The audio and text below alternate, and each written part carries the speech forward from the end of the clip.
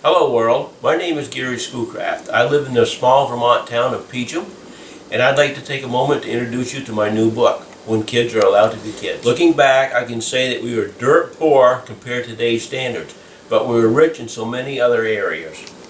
This book is a collection of short stories about kids growing up during the late 50s and all through the 60s, a time much different than the one that we have now. This time I talk about was decades before the electronic revolution took over our kids' lives, a time when kids had to make their own fun and seek out adventure wherever they could find it, and many times suffering the consequences of the fun they had just found. Each story in this book is written about a true event that happened in my life and written as I remember them happening.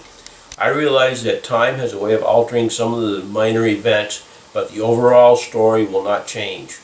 Also, in some of the stories, the names have been changed to protect the guilty.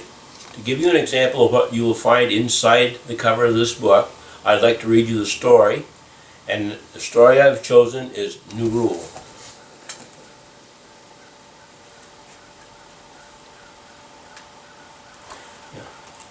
Growing up on a farm meant there was never any shortage of chores to do.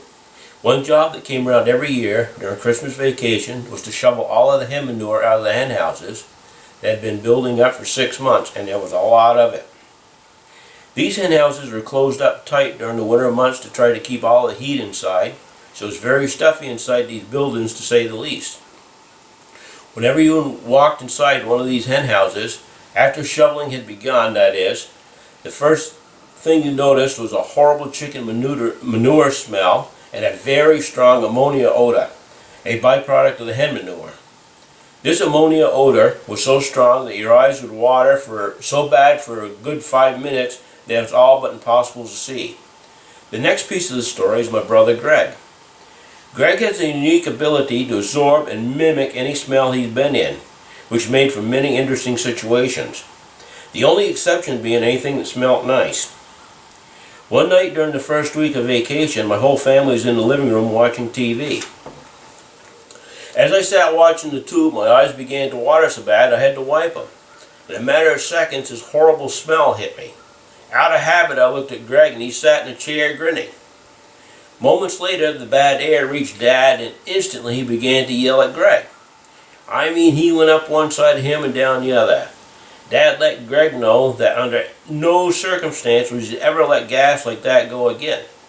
Dad was mad and continued with, if you even think you might have a bubble brewing, you're to go to the bathroom and stay there until there's no question but it's gone. Much to my surprise, Greg took this tongue lashing. Usually, Greg tried to defend himself, but I guess this time even Greg knew there was no defending this one. After a week or more of shoveling from morning till night, Dad's back grew tired and began to ache real bad. One night, Greg and I were again watching TV when Dad came walking from the den through the living room, kind of hunched over a bit, holding one hand on the small of his back. Dad then headed towards the bathroom and started to draw a tub of real hot water.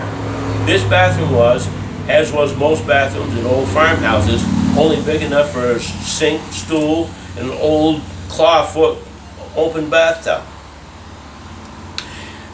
We then heard Dad go upstairs.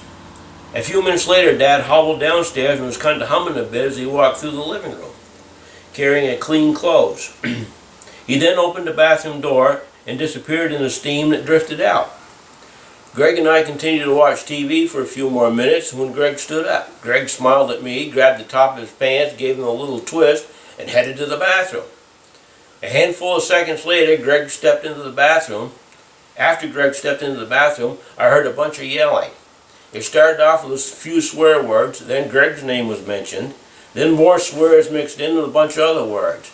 Moments later, Greg returned to his seat and said, I go outside from now on. This book is available at greenmountainbooksales.com and also at amazon.com.